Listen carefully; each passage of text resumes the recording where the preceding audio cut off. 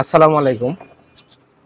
আজকে আমি যে মেডিসিনটি নিয়ে আপনাদের সামনে হাজির হয়েছি সেটার নাম হলো এজেড সাসপেনশন বা সিরাপ, যার মধ্যে রয়েছে অ্যাজিথ্রোমাইসিন ডাইহাইড্রেট প্রতি 5 মিলি, অর্থাৎ 1 চামচে রয়েছে 200 মিলিগ্রাম অ্যাজিথ্রোমাইসিন ডাইহাইড্রেট। এটি অ্যারিস্টো ফার্মা লিমিটেডের একটি ওষুধ। এটি একটি বাচ্চাদের অ্যান্টিবায়োটিক। আজকে আমরা এই ভিডিওতে এজেড সাসপেনশন বা সিরাপ সম্পর্কে বিস্তারিত আলোচনা করবো। এটা মূলত কী কী রোগে কাজ করে থাকে, এর মাত্রা সেবন বিধি কি, পার্শ্ব প্রতিক্রিয়া কি, এই সকল দিকগুলো নিয়ে বিস্তারিত আলোচনা করবো। তো প্রথমে আসুন দেখে নেওয়া যাক এজেড সাসপেনশন বা সিরাপ বাচ্চাদের মূলত কি কি রোগে কাজ করে থাকে।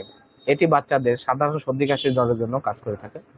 সিজনাল জ্বর, সর্দি, কাশি একসাথে যেগুলা হয়ে থাকে, বা পৃথক পৃথক সর্দির জন্য, জ্বরের জন্য বা কাশির জন্য এটা খুবই কার্যকারী একটি সিরাপ হচ্ছে এই এজেড সাসপেনশন বা সিরাপ।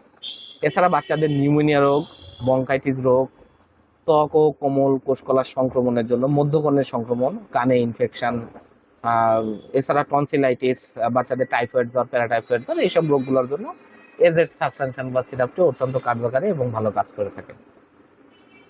এবার আসুন দেখে নেওয়া যাক মাত্রা ও সেবন বিধি কি।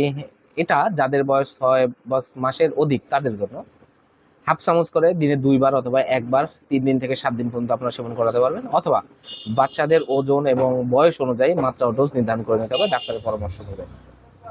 এবার আসুন দেখে নেওয়া যাক পার্শ্ব প্রতিক্রিয়া। এটি ব্যবহারে বাচ্চাদের বমি, ডায়রিয়া, ঘুম ঘুম ভাব, ট্যাকিও, র্যাশ হতে পারে, যা ওষুধ সেবন বন্ধ করে সাথে সাথে এটা ঠিক হয়ে যায়।